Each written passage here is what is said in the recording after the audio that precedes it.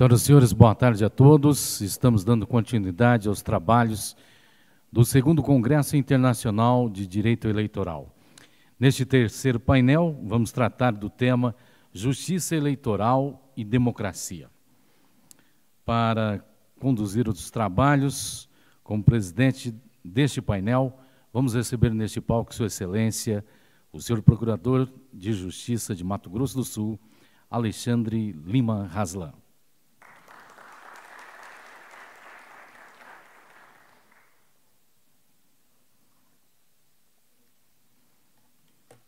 Para atuarem como fomentadores, vamos receber o professor doutor João Marcos Amaral,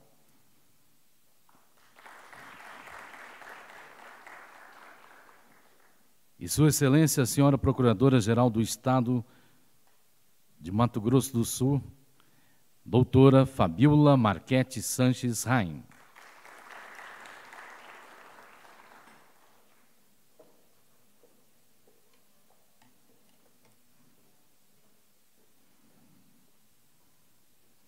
Também para compor a mesa deste painel, convidamos o professor doutor Ricardo Campos.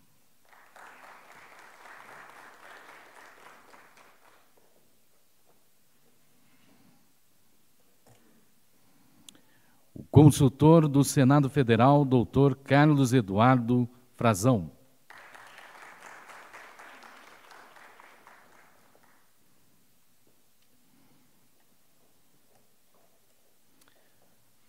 A senhora advogada Karina Cufa.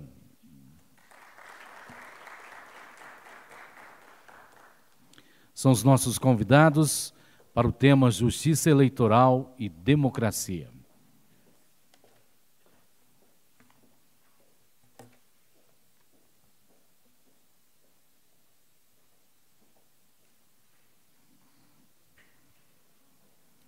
A partir desse momento, para conduzir os trabalhos, tem a palavra o senhor Procurador de Justiça, Alexandre Lima Haslan. Boa tarde a todos. Eu gostaria de dar as boas-vindas aos meus companheiros de mesa e já iniciar informando que cada painelista vai possuir 15 minutos para fazer suas considerações e os fomentadores terão aí 5 minutos, para suas considerações complementares. Eu passo a palavra, então, para o professor doutor Ricardo Rezende Campos. Vou me socorrer aqui da língua portuguesa, porque até brincavam comigo de manhã se eu estaria apto a apresentar um currículo dele que estuda na Alemanha. Eu brinquei com a organização dizendo que minha segunda língua é o português e que, portanto, não teria dificuldade com o alemão, mas é brincadeira, logicamente.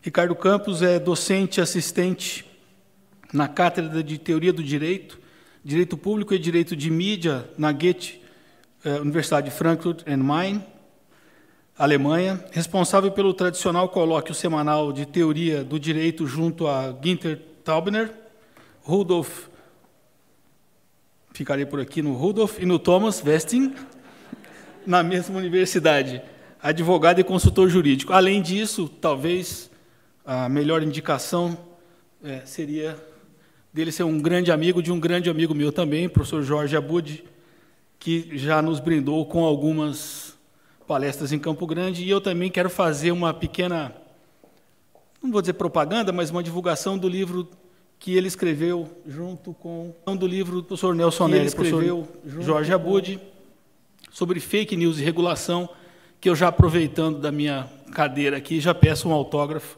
no final. Bom, então, com a palavra, o professor doutor Ricardo Rezende Campos. Boa tarde a todos. Eu sei que o ônus de falar após o almoço recai sobre essa mesa. Eu gostaria de agradecer o convite aqui, no nome do Daniel Castro, agradecer aqui também o presidente dessa banca, Alexandre Haslan, e os demais componentes da mesa e a plateia.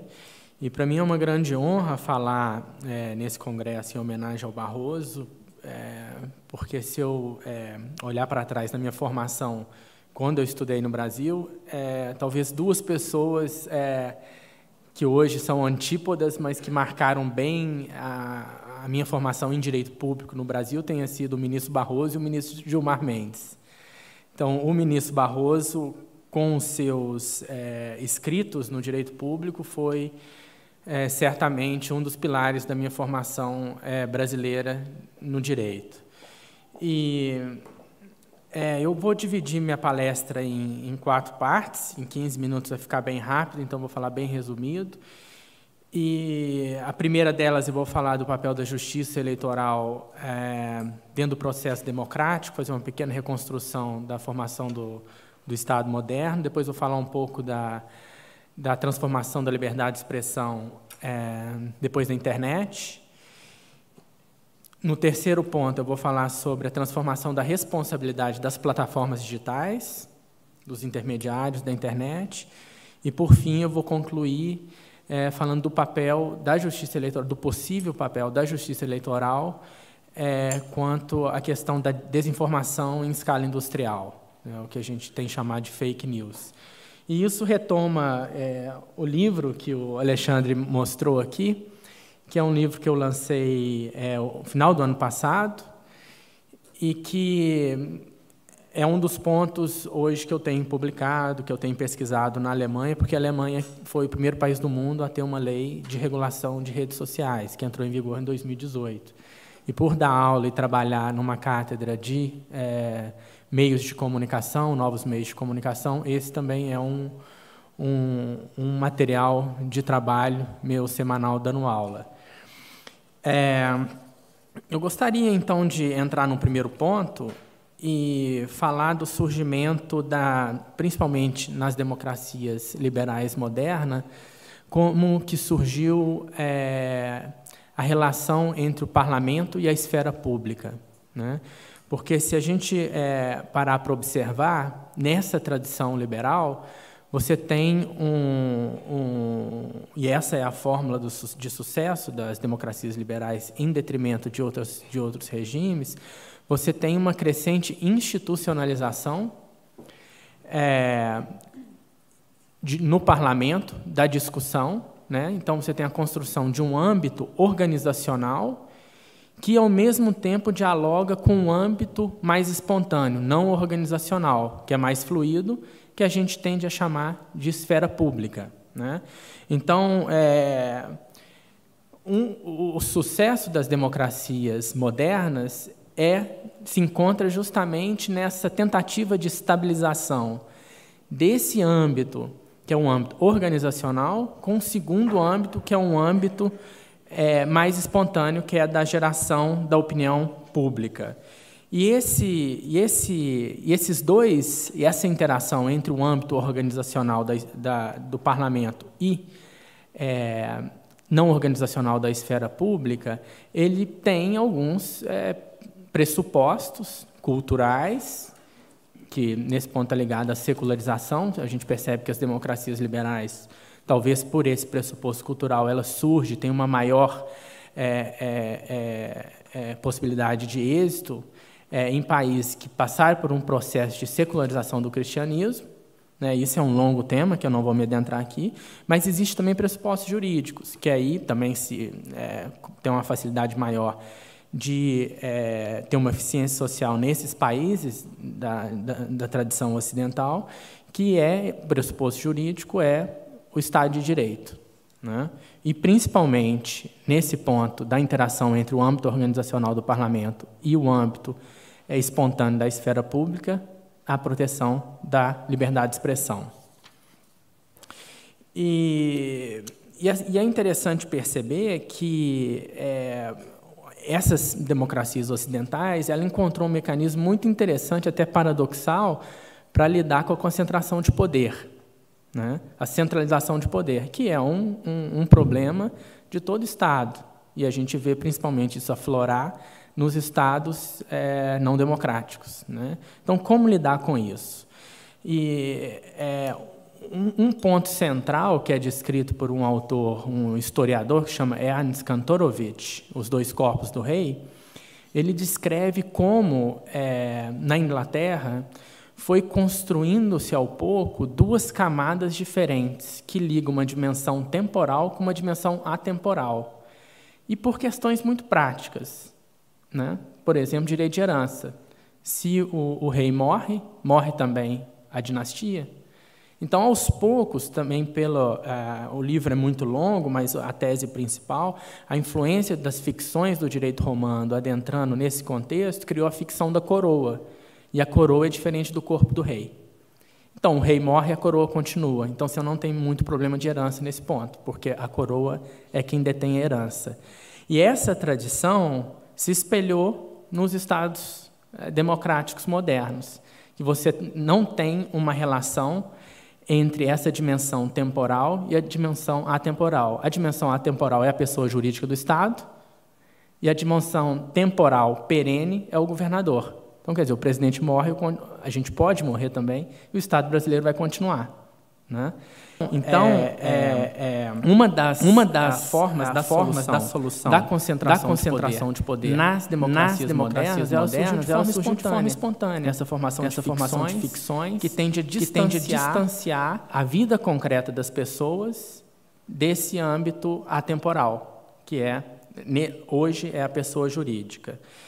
E o interessante perceber é que essa linha de tradição ela se liga também ao que o Lefort, um filósofo francês, fala sobre o poder, né? Para Lefort, o poder é algo que sempre tem que continuar vazio. E a ideia do Kantorowicz, né, e da construção das democracias modernas é que, com a criação de uma pessoa jurídica do Estado e governantes, você tem um local vazio. E toda vez que o local do poder é preenchido, você tem um perigo de fazer uma ligação entre essa dimensão atemporal e atemporal. E aí que eu situo o papel da justiça eleitoral, né? A justiça eleitoral ela tem justamente um papel, talvez até duplo, de estruturar essa dimensão perene temporal na troca do poder. A justiça eleitoral ela contribui para as democracias liberais na medida que ela estrutura a troca dos governos e que não deixa um governo ficar muito tempo ou o governo se confundir com o Estado. Esse é um dos pontos principais. E o segundo papel e aí eu já vou entrar na segunda parte, que é a liberdade de expressão, a justiça eleitoral nas democracias modernas, no Brasil, nos Estados Unidos, na Alemanha, ela estrutura justamente o âmbito que eu falei no início, organizacional, institucionalizado do parlamento, com o âmbito espontâneo da esfera pública, nas eleições.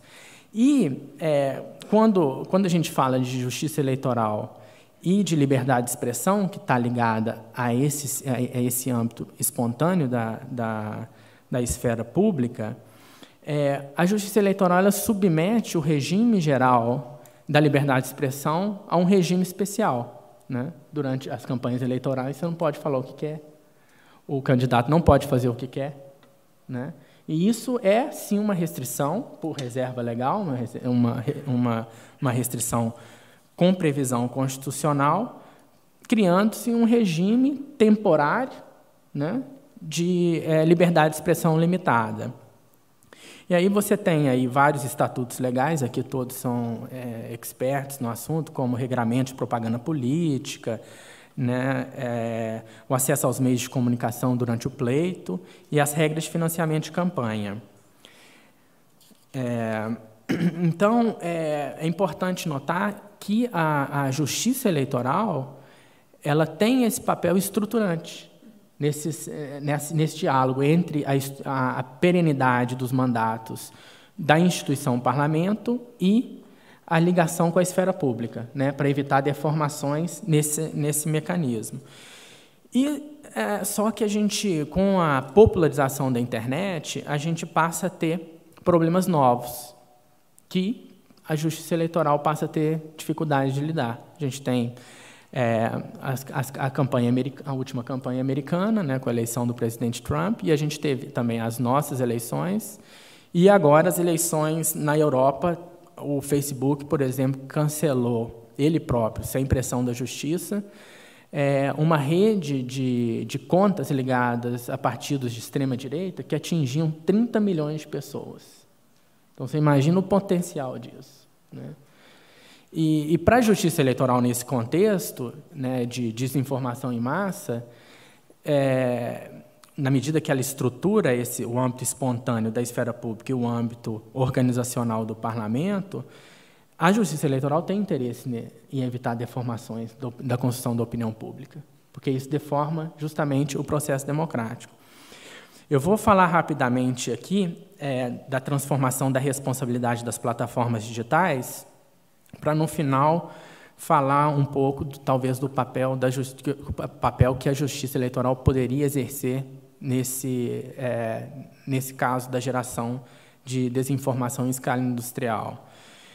Você tem um marco regulatório surgido nos Estados Unidos em 96 com a seção 230 do Communication Decency Act, que estabelece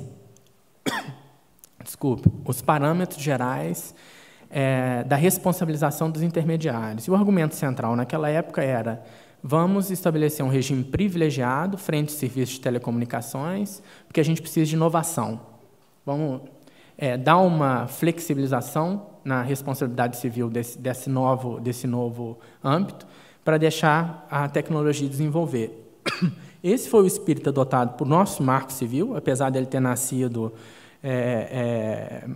muito tempo depois, em 2014, e esse regime de privilégio para fomentar a tecnologia começa a entrar em crise em 2003, com a Primavera Árabe, né, que ali começam os movimentos a ser organizados não mais por organizações como sindicatos, associações, mas são de formas espontâneas. E o resultado disso tudo foi bem claro. Você só tem hoje a Tunísia, que tem ainda um resto de Estado de Direito, e, por exemplo, a Síria deu no que deu, né? Eles acabaram com toda a estrutura estatal de Estado de Direito que existia, porque você eliminou toda a camada intermediária que estruturava a comunicação cotidiana. E a crise mais clara é a crise que acontece com a eleição do presidente Trump, que ali tem a justiça americana condenou 2 ou 3 russos por interferência nas eleições americanas, processo judicial. E depois começou-se a se questionar, não está na hora de mudar essa responsabilidade dos intermediários? E a primeira lei no mundo foi a lei alemã, que entrou em vigor no ano passado. E agora, esse ano, no plano europeu, um novo marco normativo para a propriedade intelectual. Isso mudou completamente o cenário da responsabilidade dos intermediários.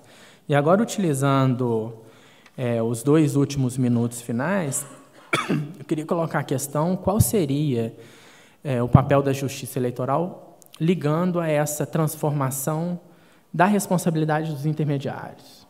Teria como a justiça eleitoral também reagir a essa transformação, se enquadrar numa nova era de responsabilização das plataformas?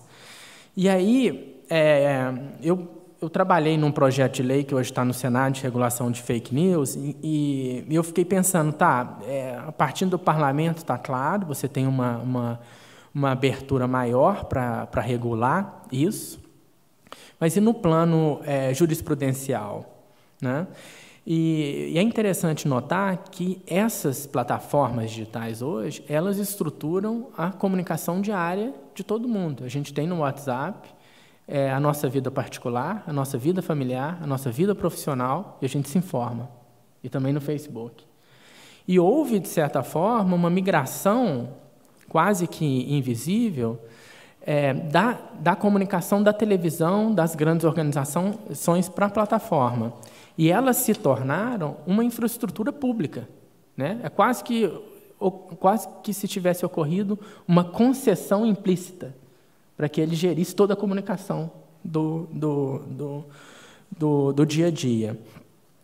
E aí a minha pergunta que eu coloco é se a desinformação em escala industrial, eu não falo aqui a desinformação diária, de uma conversa de bar ou de uma troca de mensagem de duas pessoas. A desinformação em escala industrial, que a gente vê no WhatsApp circulando os mesmos memes, as mesmas mentiras, as mesmas falsidades, né? E você vê que tem uma escala industrial, porque aquilo roda... tem alguns estudos, por exemplo, do Fabrício Benevenuto, da UFMG, que ele tem um plugin que ele mostra naquele dia, quais são as principais notícias que surgem no WhatsApp. E elas coincidem justamente com as decisões principais do Parlamento e do Supremo Tribunal Federal. Então, você consegue ver o que está rodando e você vê que tem realmente uma lógica industrial ali. E a minha pergunta é o seguinte: essa geração de desinformação em escala industrial, ela seria protegida mesmo pela liberdade de expressão? Ou não seria aqui um dever da Justiça Eleitoral, e ela tem mecanismos, conceitos para isso, por exemplo, conceito de abuso de poder econômico, dá abertura para isso, né? Não seria esse um papel da Justiça Eleitoral? De estruturar, pelo menos ter um mecanismo, conseguir estabelecer um mecanismo de transparência? E, nesse ponto, para finalizar, talvez não seja mesmo a questão de retirar conteúdo, porque o WhatsApp é estruturado com criptografia de ponta a ponta. Mas estabelecer, por exemplo, obrigação das empresas, né, do Facebook, do WhatsApp, do Twitter, de contas que têm atividade acima da média. Vamos supor que uma pessoa normal publique de 10 a 100 por dia. Se você tiver um número publicando 300 mil, tem alguma coisa errada.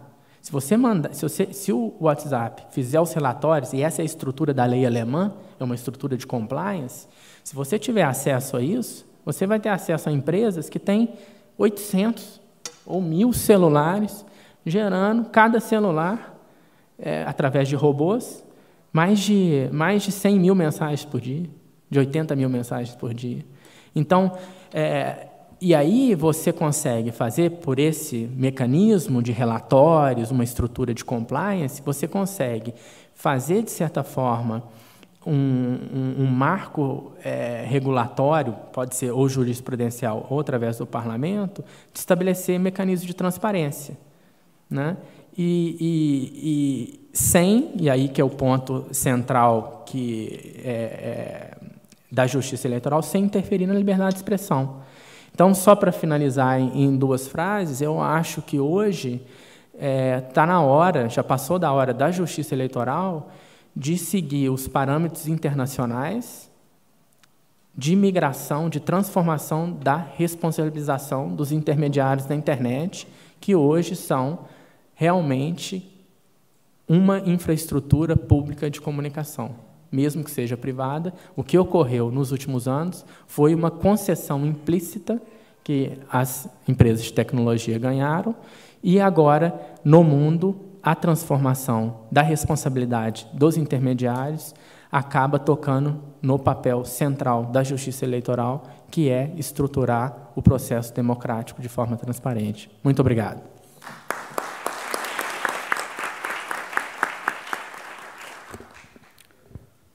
Muito obrigado, doutor Ricardo. Eu já passo a palavra ao doutor Carlos Eduardo Frazão do Amaral, mestre em Direito Público da UERJ, diretor de Assuntos Técnicos e Jurídicos da Presidência do Senado Federal, consultor legislativo da Câmara dos Deputados, ex-secretário-geral do TSE, professor de Direito Constitucional e Eleitoral do IDP, para dar continuidade ao painel Justiça Eleitoral e Democracia. Obrigado, boa tarde a todos. É um prazer estar aqui. Primeiramente, cumprimento todos os integrantes da mesa, na pessoa do presidente Alexandre Haslan. Queria cumprimentar também meu querido amigo Daniel Castro pela organização do evento. Sempre é uma honra poder vir aqui.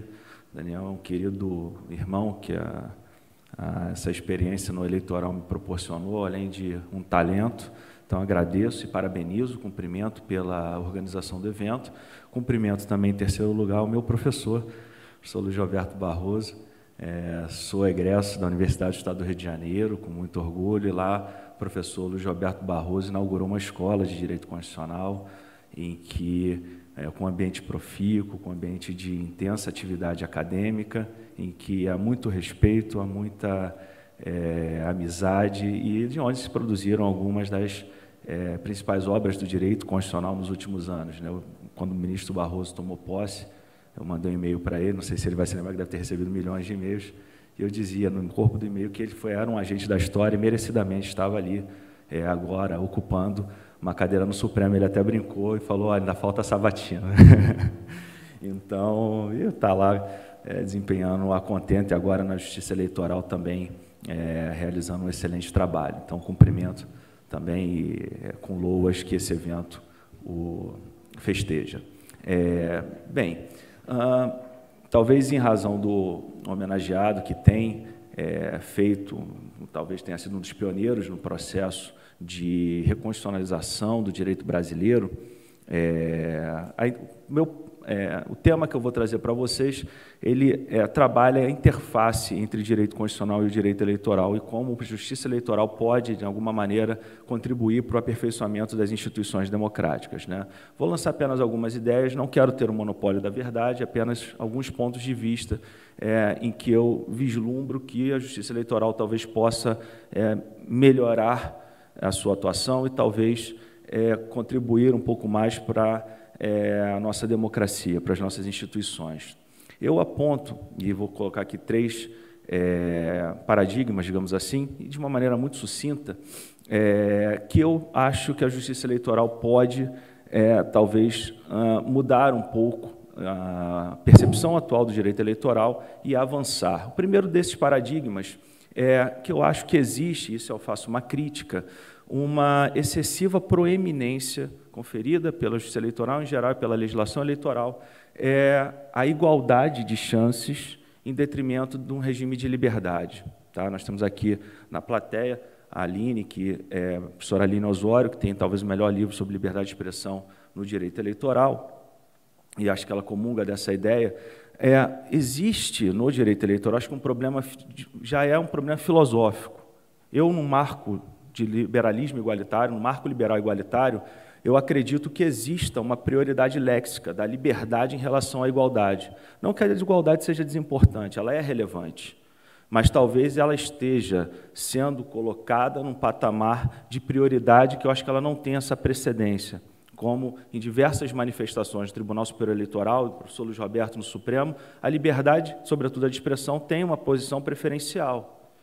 E veja como há um paradoxo dentro do direito eleitoral. No regime, no momento em que talvez deva ser franqueado maior debate, existe um regime jurídico excessivamente proibitivo, às vésperas do pleito eleitoral. Nós temos um regime jurídico extremamente proibitivo no que tange às propagandas, no que tange às condutas vedadas, e nem vou entrar aqui nos detalhes, né, de condutas vedadas, que escaparia muito ao tema, mas vejam vocês, num período de crise que nós passamos, em que os gestores precisam usar de alguma criatividade, nós temos um rol de condutas vedadas, existe uma desconfiança desses agentes quando tentam, de certa forma, às vezes muito bem intencionados, de procurarem soluções fora da caixinha. Aí vem alguém e fala que não pode, teve conduta, teve dolo, etc. Isso é um outro problema, que talvez um pouco mais à frente eu vá falar, mas eu acho que existe um direito eleitoral da proibição, a gente desconfia da liberdade, a gente não aposta no regime de liberdade. Isso vem mudando, estou sendo bem franco. Em matéria de liberdade de expressão,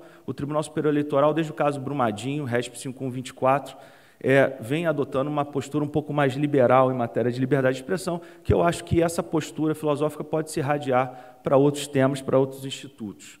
Por exemplo, o regime jurídico das condutas vedadas, abandonando uma postura meramente, para usar uma categoria de direito penal, de delitos formais, né, para ser uma análise mais como aquela conduta efetivamente impactou e vilipendiou a igualdade de chances, né?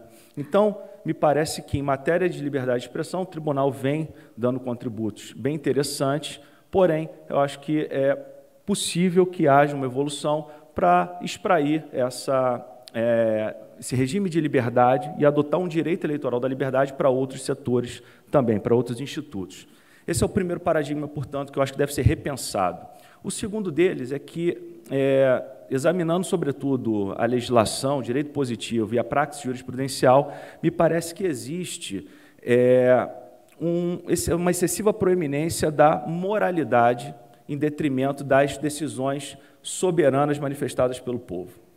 Então, existe, sobretudo, com o advento da lei da ficha limpa, lei complementar 135 de 2010, houve um aumento nas hipóteses de inelegibilidade, houve ampliação dos prazos, criaram-se novas hipóteses. Então, isso tem se refletido na jurisprudência, com algumas decisões que eu acredito que desafiam a dogmática básica de restrição a direitos fundamentais. O caso mais emblemático, talvez, seja a discussão sobre a improbidade administrativa que existe. Toda eleição se discute se a linha L, que fala de improbidade, se os requisitos do dano ao erário ou enriquecimento ilícito são cumulativos ou não. Acho que o texto é bem claro, gostamos dele ou não, dizendo E.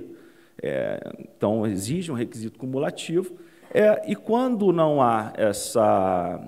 E o tribunal tem uma jurisprudência que, sempre com todo respeito, me parece um exemplo acadêmico de como não se deve interpretar constitucionalmente aquele dispositivo, numa leitura, numa exegese constitucionalmente adequada da linha L, que é extrair o enriquecimento ilícito quando isso não está no título condenatório, por diversas razões. Mas, do ponto de vista dogmático, e aí vem o meu terceiro paradigma,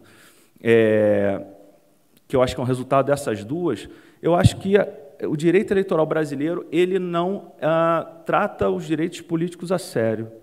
A jurisprudência não leva os direitos. Parece que ela coloca, do ponto de vista da realidade dos fatos, como um direito fundamental de segunda categoria, de segunda ordem. Nós não levamos a sério os direitos políticos. Então, isso se traduz em legislações que desconfiam da liberdade do próprio indivíduo de escolher os seus candidatos, e isso se traduz na postura judicial de maximizar restrições, quando a rigor deveria ser o oposto. E aqui, para usar uma ex-orientanda do professor Luiz Roberto, que ganhou um prêmio CAPES de melhor tese de doutorado, que tem um capítulo específico sobre paternalismo, que é a Letícia Martel, e aqui eu tenho um paternalismo jurídico. Não vou entrar em debate sobre paternalismo ou não, mas você tem pelo menos duas facetas que a professora Letícia aponta, que eu acho que se aplicam aqui perfeitamente, descritivamente, ao que o eleitoral faz hoje. A primeira delas é que existe uma proteção do próprio indivíduo em relação aos seus comportamentos. Ou seja, eu falo para o cidadão o seguinte: olha, nesse sujeito você não vota, eu estou escolhendo por você. Então, eu já estou tirando um leque de opções. Um segundo ponto, que reflete o paternalismo, é a supressão de posições subjetivas, a supressão jurídica de posições subjetivas. Ou seja, eu digo para o sujeito: você, por preencher determinadas condições, você não deve concorrer. Para além dessas discussões mais metafísicas, você poderiam se contra-argumentar que o próprio 14, parágrafo 9 da Constituição, João, ele autoriza a veiculação de novas hipóteses de inelegibilidade, gostamos ou não, ele está ali e é um comando que o legislador deve necessariamente observar. Agora, isso não autoriza um cheque em branco.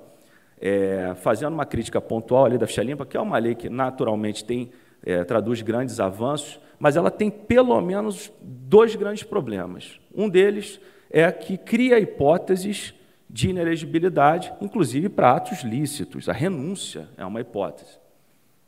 Será que o legislador tem essa prerrogativa de criar uma hipótese? Tanto que o TSE, em diversos casos, mitigou a aplicação desse dispositivo, né? E vem mitigando em outros casos também, como, por exemplo, representações acima do limite legal, que também geram inelegibilidade. O ministro Henrique tem alguns acórdãos nesse sentido, dizendo que, quando não há lesão à legitimidade do pleito, não há que se colocar, não há que se considerar a inelegibilidade do sujeito. Pois bem, esse é um dos problemas. O outro problema que eu vejo é que existe um problema de razoabilidade interna na própria lei. Ela combina de maneira linear, com 8 anos, a restrição à cidadania passiva de todo mundo. E, do ponto de vista dos incentivos, isso é horrível, porque você pega um sujeito que abusa do poder econômico e está inelegível por 8 anos. O outro sujeito é cassado porque distribuiu cesta básica e está inelegível por 8 anos. Então, não existe uma gradação. Essa restrição de maneira linear me parece que também desafia a própria ideia de razoabilidade interna da lei da ficha limpa. Pois então, para caminhar para o final e permitir que haja o debate, em que eu considero quais são as propostas que eu acho que, pelo menos, deveriam ser começadas a ventilar. Em primeiro lugar, produzir, emprestar uma verdadeira interpretação conforme, e a jurisprudência tem um papel essencial nessa reaproximação teórica entre o direito eleitoral e o direito constitucional. Os ventos trazidos pela Constituição de 88, a axiologia trazida pela Constituição de 88, impõe necessariamente a releitura, a revisitação de alguns institutos. Então, você mudando o paradigma, num paradigma de maior liberdade, num paradigma de maior respeito e consideração às opções dos indivíduos, gostemos delas ou não, democracia é isso. O próprio Barack Obama, que é um presidente muito festejado, presidente norte-americano muito festejado, quando do discurso, já no final do seu mandato, ele disse: a democracia é feita de reveses, gostemos ou não disso. Então, nem sempre aquele que ganha é quem a gente gosta. Então, necessariamente, a gente deve respeitar, está ali por isso. Um segundo ponto, e nessa interpretação, nesse processo de releitura do direito eleitoral à luz dos valores constitucionais, me parece que os direitos políticos devem ser melhor trabalhados, no que tange, sobretudo, a dogmática de restrição a direitos fundamentais. Então, em vez de emprestar interpretações que maximizem as restrições, me parece que deve ser o oposto. Dá um exemplo bem categórico disso que aconteceu na jurisprudência do TSE. Um mesmo fato deu ensejo a duas hipóteses de inelegibilidade, a impugnação por duas hipóteses, Alexandre.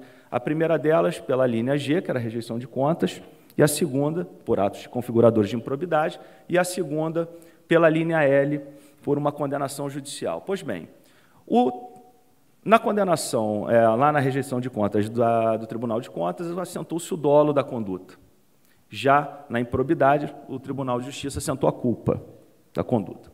Pois bem, a análise tradicional vai dizer o seguinte: eu tenho duas hipóteses de inelegibilidade, independentes e estanques, e a análise deve ser feita de maneira estanque entre elas.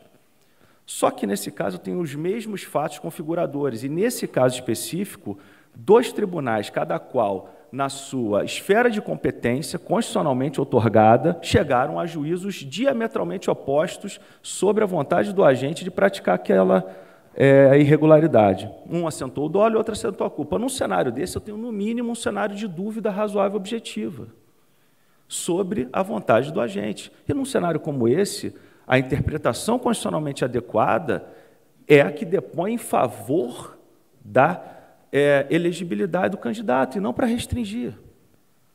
Essa é a interpretação constitucionalmente adequada, pelo menos, à luz de toda a dogmática de direitos fundamentais construída ao longo dos anos. O Ricardo, professor alemão, tem, sobretudo, um maior conhecimento sobre o tema. Então, nesse cenário é possível haver uma reconstrução teórica entre o direito constitucional e o direito eleitoral. Para encaminhar agora para o final, qual é o papel, então, além desse, de interpretar os institutos à luz da axiologia da Constituição de 88? Acredito que o tribunal tem dado grandes exemplos sobre isso, o Tribunal Superior Eleitoral. Ele descobriu, aplicando a lógica de atuação das Supremas Cortes, me parece que a Justiça Eleitoral tem um papel relevantíssimo em desobstruir os canais de participação política. Então, o tribunal tem, de certa forma, contribuído decisivamente para a inclusão de certos setores que foram alijados, uma preocupação com a inclusão de minorias, sobretudo.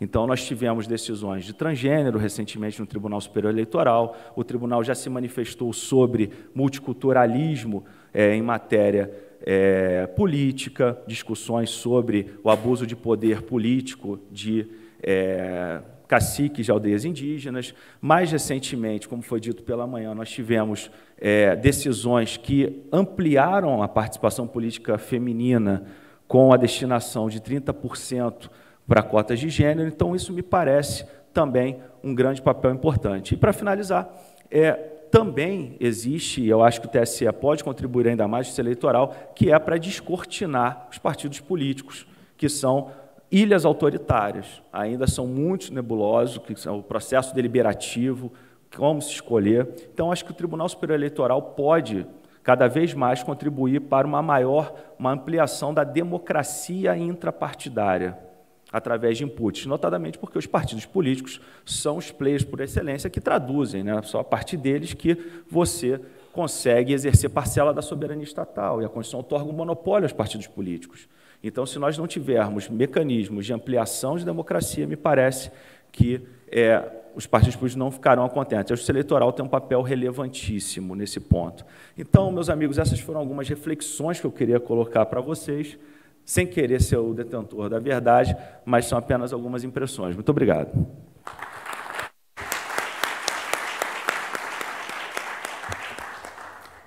Doutor Frazão, muito obrigado pelas palavras. Eu gostaria de, já dando continuidade, passar a palavra à doutora Karina de Paula Cufa, sócia da CUFA Advocacia, advogada, pós-graduada em Direito Eleitoral e Processo Eleitoral pela Escola Judiciária Eleitoral Paulista, pós-graduada em Direito Administrativo pela PUC de São Paulo, professora e coordenadora da pós-graduação em Direito Eleitoral da Faculdade de Direito Público de São Paulo, IDP-SP, professora convidada da especialização em Direito Eleitoral da Escola Paulista de Direito, da Escola Nacional de Advocacia do Conselho Federal da Ordem dos Advogados do Brasil, da Faculdade de Direito Lago São Francisco, entre outras. Doutora Karina, com a palavra, por favor. Boa tarde a todos. Primeiramente, queria agradecer o convite aos amigos Daniel, ministro Tarcísio, e falar que eu fico imensamente honrada de participar dessa mesa com tantos colegas, mas especialmente de participar de um evento em homenagem ao ministro Barroso, que é, além de um grande jurista, um dos melhores ministros do Supremo Tribunal Federal, que vem trazendo o tom adequado que a sociedade tanto quer e tanto precisa. Quando a gente fala de democracia e da justiça eleitoral, vem sempre uma preocupação, principalmente nesses momentos que se tratam de reformas eleitorais. Sempre que vem uma reforma, vem discussões e preocupações, porque muitas reformas acabam ensejando em deformas. E, infelizmente, o tema é tratado de uma forma muito pessoal, até porque quem está no poder é quem vai definir as regras das eleições. Talvez seria o caso, obviamente que isso não demandaria uma análise superficial, mas precisaríamos nós, advogados, procuradores, magistrados da esfera eleitoral, buscar uma interlocução maior com o legislativo para que algumas medidas sejam tomadas de forma mais isenta e mais eficiente, para que as leis, né, de uma eventual reforma não venham somente para atender critérios pessoais. Recentemente, a gente teve uma pequena alteração legislativa e a gente viu bem isso, um trabalho de todos os partidos buscando alterar dispositivos em proveito próprio.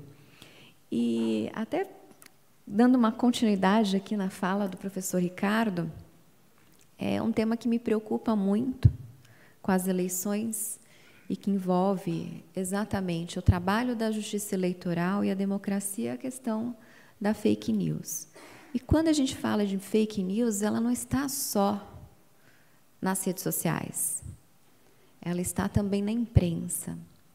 E aí a gente tem uma dificuldade imensa de como coibir, porque apesar de ter instrumentos legislativos para isso, seja buscando um direito de resposta ou até mesmo uma indenização, a forma que esse tema é tratado no judiciário não tem uma mesma regra aplicada, não tem um padrão.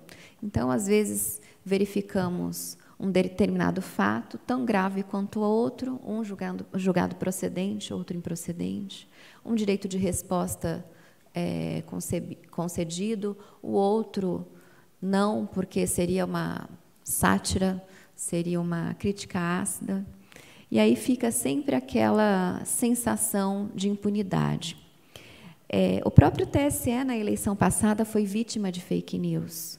né, pela própria imprensa, uma decisão do ministro Carlos Orbach, que, lamentavelmente, foi distorcida por toda a imprensa, em que ele suspendeu alguns vídeos, porque o candidato, na época, hoje o presidente Jair Bolsonaro, ele falava, por exemplo, que o livro Aparelho Sexual e CIA tinha sido comprado pelo MEC, e, na verdade, foi pelo MINC, por uma falha, né, na oratória, e não por uma inexistência do livro. E a imprensa noticiou que esse livro nunca foi comprado pelo governo federal, mas só não foi pelo MEC, mas pelo MINC.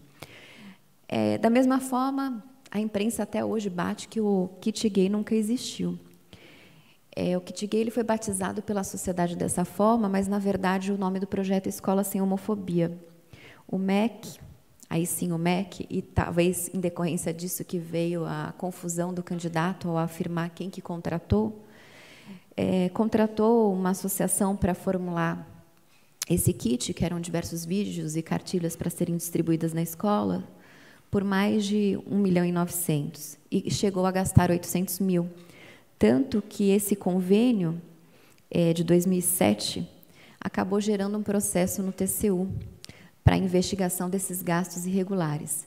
E só não foi distribuído esse material por uma forte pressão da sociedade e também do Congresso Nacional, que pleiteou, principalmente a bancada evangélica, pleiteou que esse material não fosse distribuído, e aí houve a suspensão desse convênio. Portanto, a associação distribuiu esse material em formato de brinde, e eu cheguei até a ver o material, até hoje está no site dessa associação, lá, para qualquer um que queira consultar. Então, a decisão falava simplesmente o seguinte: olha, não foi o MEC que contratou o livro, mas o MINC. E, de outra forma, não falou que o kit gay não existiu, mas falou que não houve a distribuição do material nas escolas. E aí toda a imprensa noticiou, e até hoje noticia, que nunca existiu livro nenhum, nunca existiu kit gay. E, em decorrência disso, a gente tem que pensar em coibir, sim, a fake news, porque ela pode trazer um dano gravíssimo, não só na esfera política, mas na esfera pessoal.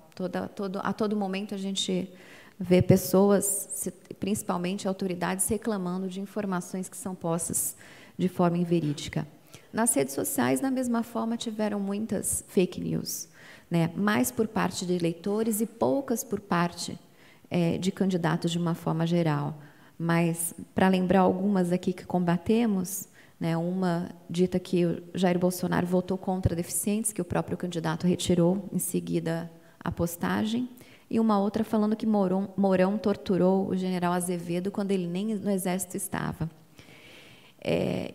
E o que acontece? Pesquisando, verificamos que tanto a fake news como a deepfakes, né, que são as falsificações mais profundas, elas estão sendo cada vez mais utilizadas, causam danos desastrosos, tanto na esfera pessoal como política, porque uma deepfake bem elaborada ela pode acabar com uma eleição, e aí a gente não tem aí o alcance do verdadeiro sentido da democracia, porque tem uma vontade do eleitor desvirtuada.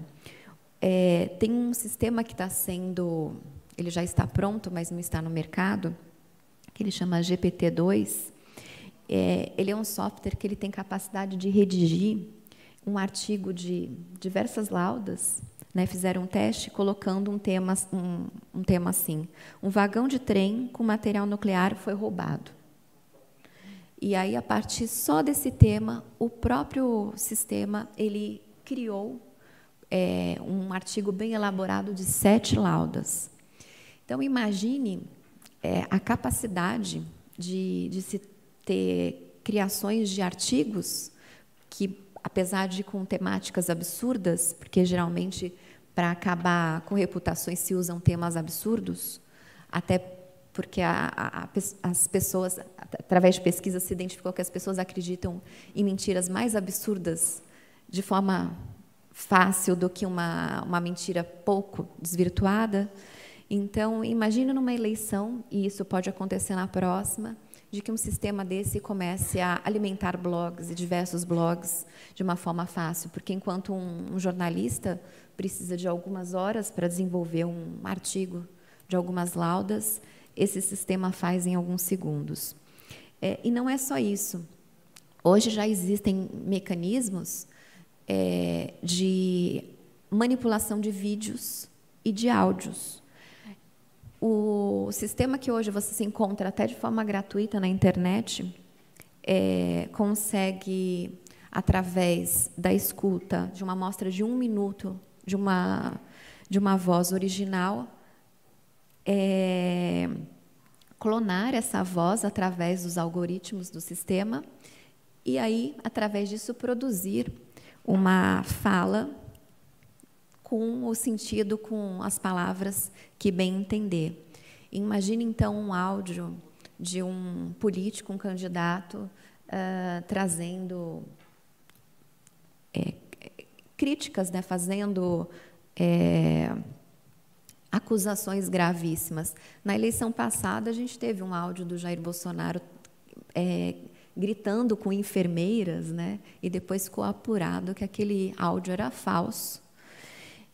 Mas a voz realmente não estava muito condizente com a dele, era parecida, mas não era. Mas esses sistemas, eles conseguem fazer com que seja muito semelhante à realidade. Teve uma situação também de um vídeo que rodou aí, mas na eleição americana, que um partido da Bélgica, ele divulgou uma deepfake falando que o Trump conclamava belgas a abandonar o Acordo de Paris, que é o tratado sobre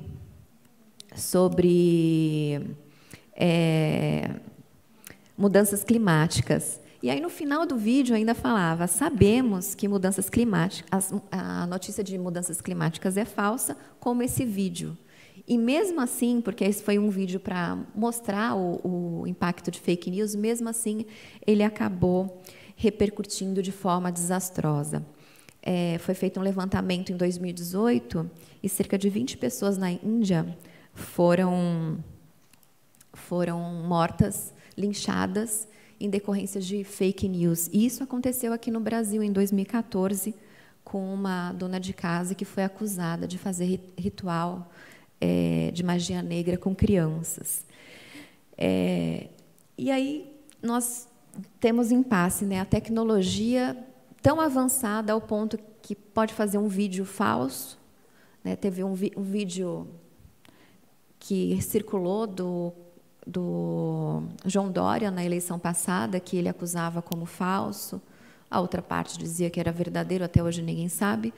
Mas hoje se pode fazer um vídeo com tanta credibilidade que aí fica até complicado, até para a justiça, né? Como analisar provas, eventuais provas em decorrências disso, se as provas podem ser eventualmente falsificadas e com uma inteligência tão profunda ao ponto de confundir. Então, o que eu verifico aqui, imagino eu, que tanto a fake news como a deepfake não tem como ter uma bala de prata para aniquilar automaticamente e acabar com isso. E aí, o que podemos pensar, né? Em desenvolver algoritmos para identificar esses vídeos falsificados. Hoje já tem alguns que, através do movimento das pálpebras e também do fluxo sanguíneo no rosto, consegue identificar se o vídeo é verdadeiro ou não. Precisa, sem dúvida nenhuma, e é um papel que a Justiça Eleitoral fez muito, convocando seminários a respeito disso, explicando para a sociedade tomar cuidado com fake news, a questão da educação. Tem que ter uma educação da sociedade para que ela não caia nessas notícias. A questão da regulação mais rigorosa, um novo modelo da internet, apesar de ser um instrumento eficiente para reduzir a fake news, me preocupa um pouco, talvez no formato que ela possa ser realizado, porque hoje a Justiça Eleitoral ela pode determinar que a rede retire, ou até mesmo a própria pessoa retire do ar. Mas, se tivermos um sistema que a própria rede tem a autonomia de retirar o que ela entende como, por exemplo, um elemento racista, se ela não pode, eventualmente, por ser uma empresa privada e ter esse poder, eventualmente pender para um lado ou para o outro, como hoje a gente vê em relação à imprensa. A questão também da penalização pelo abuso do poder econômico.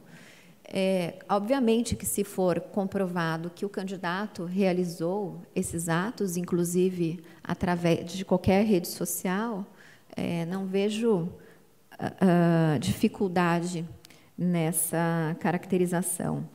Agora, quando esse ato é realizado por terceiro, e aí vem uma pergunta prática e talvez uma questão de impossibilidade até técnica, como que o candidato vai conseguir impedir ou até mesmo descobrir que tem essa circulação de fake news em seu favor ou até mesmo em desfavor? Porque a gente tem uma grande dificuldade em relação, especialmente ao WhatsApp, de identificar e saber o que está acontecendo. Nós mesmos recebemos muitas mensagens falando: olha, tem grupo de WhatsApp que finge que é do Jair Bolsonaro, mas, na verdade, está falando mal dele. Mas, até judicialmente, como que você vai apurar isso se a pessoa te manda a mensagem e você não está no grupo e você não tem nem o print dessas conversas, né? Então, fica muito difícil até para a gente coibir. Então, eu acho que a gente tem que pensar em trabalhar com esses fatores de tecnologia, avançar nas tecnologias para coibir esse tipo de propagação de mensagens repetidas e também identificação de falsificação, manipulação de vídeos e áudios, e trabalhar especialmente com a educação, né? Tem que conscientizar o eleitor da importância de identificar a fake news e também não reproduzi-la. Bom, já me mandaram faz tempo aqui um recado de que meu tempo havia acabado, então, por isso, eu finalizo e agradeço. Obrigada.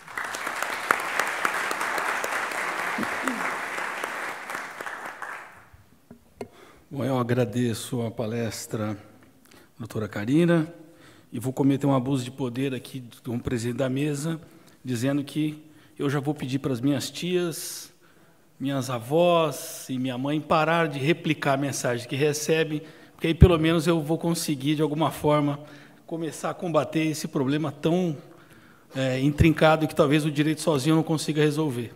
Então, essa é a minha tarefa de hoje. E já dando continuidade ao painel, passo a palavra ao doutor João Marcos Amaral como fomentador para suas considerações em 5 minutos. Bom, muito boa tarde a todos. Quero inicialmente agradecer a honra do convite ao professor Daniel Castro, cumprimentar os integrantes da mesa na pessoa do seu presidente, Alexandre Haslan, e cumprimentar de forma muito especial o homenageado do Congresso, professor Luiz Roberto Barroso, cuja trajetória é digna de todos os elogios e as homenagens que são constantemente rendidas ao eminente ministro. Depois de ouvir as 3 palestras muito bem apresentadas sobre o tema Justiça Eleitoral e Democracia, realmente me voltou, Frazão, a questão inicial que eu gostaria de colocar, que é qual é o papel da Justiça Eleitoral nas democracias. Na democracia, é claro que a gente sabe que o arranjo da Justiça Eleitoral brasileira é um tanto quanto atípico no contexto das democracias ocidentais, das democracias como um todo, né? Mas, tentando responder, e na realidade as respostas já foram dadas, me parece que o papel estrutural da Justiça Eleitoral é aquele definido pelo professor Ricardo, que é o papel de estruturação da troca de governos, né? Eu digo isso porque toda vez que a gente vai tratar de um tema, e estamos falando de democracia, eu acho que a gente tem que partir de alguma premissa teórica, né? E, realmente, eu, quando vou tratar de democracia, gosto sempre de usar as lições do professor Adam Tversky, da Universidade de Chicago, que funda, né, o conceito de democracia no processo de alternância política, né? O professor Adam Tversky diz no livro, de forma muito sintética, a democracia é quando o incumbido, né, aquele que está no cargo, perde a eleição, justamente, né, trazendo luzes a esse processo de alternância política. E, a partir disso, e com as preocupações lançadas pela doutora Karina, pelo doutor Frazão, o que a gente observa em relação ao processo institucional brasileiro, da atuação da Justiça Eleitoral brasileira, é que, cada vez mais, a Justiça Eleitoral tem ocupado um papel de player e não de árbitro, não é?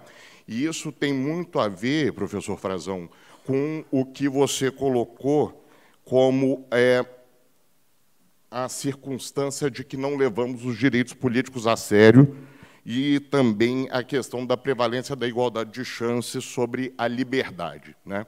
Isso nós não podemos desconhecer, e a partir dessa ideia da alternância política, que as pessoas precisam de espaço, né, para se apresentar ao eleitorado, que o processo eleitoral se desenvolve num lapso temporal formalmente muito pequeno, não é?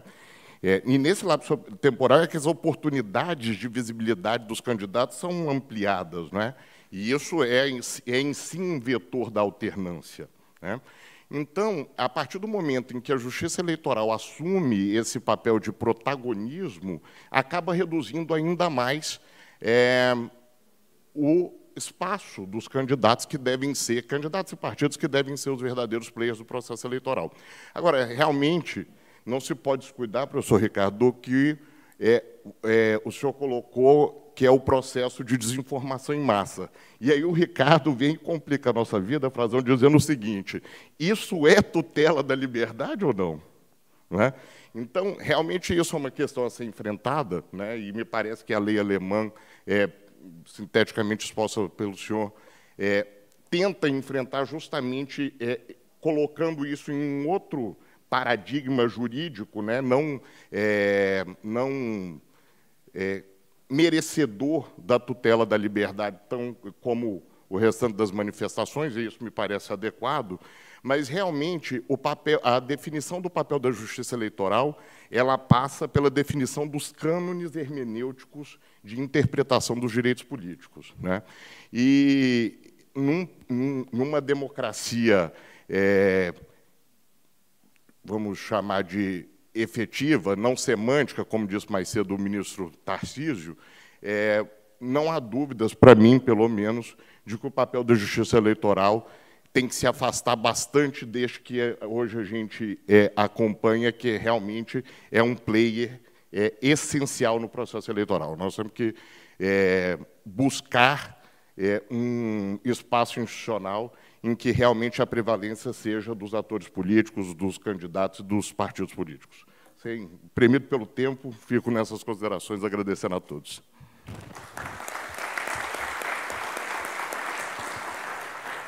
Passo a palavra, nesse momento, à Procuradora-Geral do Estado, doutora Fabíola Marchetti Sanches Raim, para suas considerações. Inicialmente, eu quero agradecer ao doutor Daniel Castro pelo convite e pela organização desse evento. É um prazer e uma honra participar de um evento como esse, que homenageia o ministro Barroso. Vou fazer coro e colocar aqui algo de especial, o meu orgulho especial, porque o senhor é oriundo da carreira da Procuradoria do Estado, do Rio de Janeiro, e também lá fez um trabalho muito, muito, muito belo, importante para o nosso país. Então, meus parabéns, é um orgulho para nós, sul-mato-grossenses, recebê-lo aqui pela 4ª vez no nosso estado. É um prazer tê-lo aqui conosco. Quero também cumprimentar especialmente o ministro Reinaldo, que também já tem um coraçãozinho sul-mato-grossense, porque o filho dele integra a nossa carreira, é um brilhante procurador de Estado, e muito nos honra a sua presença. Cumprimentar os integrantes dessa mesa, na pessoa do doutor Alexandre Haslan, e todos os demais, uma boa tarde. Já foi brilhante a exposição de todos os senhores, as estrelas, né, que são os palestrantes, falaram muito bem. Então, eu vou me ater aqui, vou pegar um gancho no que o Dr. Carlos falou, da desconfiança.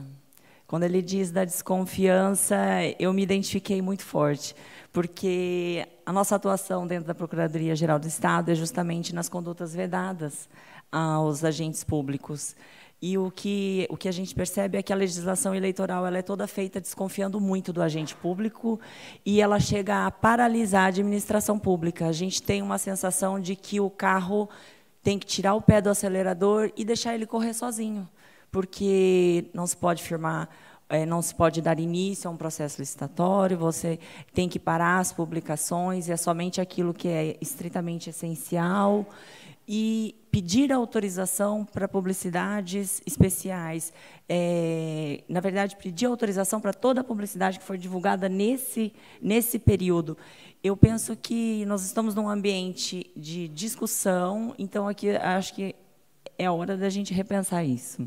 Realmente, a desconfiança dos agentes, a desconfiança de que as pessoas não têm capacidade de fazer uma distinção daquilo que elas estão vendo e de que sempre há um risco muito grande do uso da máquina pública.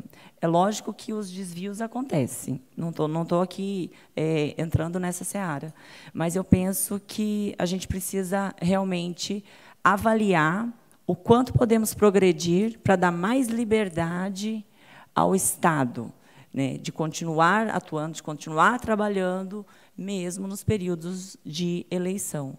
Acho que esse é um ônus que o Estado suporta, que eu penso que já tem momento para a gente evoluir nesse sentido. Então, muito obrigada. Eu queria só colocar essas considerações, puxando aí a sardinha para o meu prato, né? Aproveitando aqui a presença de tão ilustres professores. Boa tarde.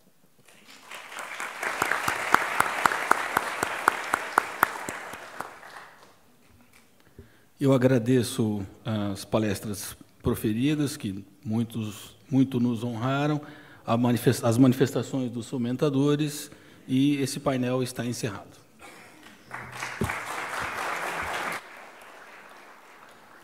Senhoras e senhores, dando sequência, nós agradecemos ao Procurador de Justiça Alexandre Lima Raslan por conduzir o tema Justiça Eleitoral e Democracia.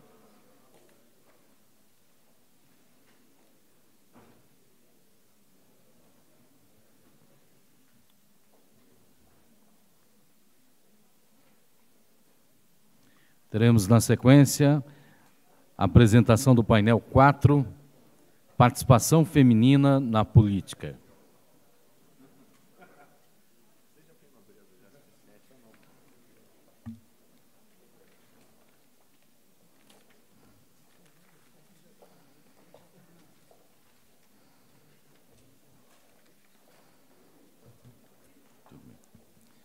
Queremos agradecer o apoio recebido das seguintes instituições: Tribunal Superior Eleitoral, Governo do Estado,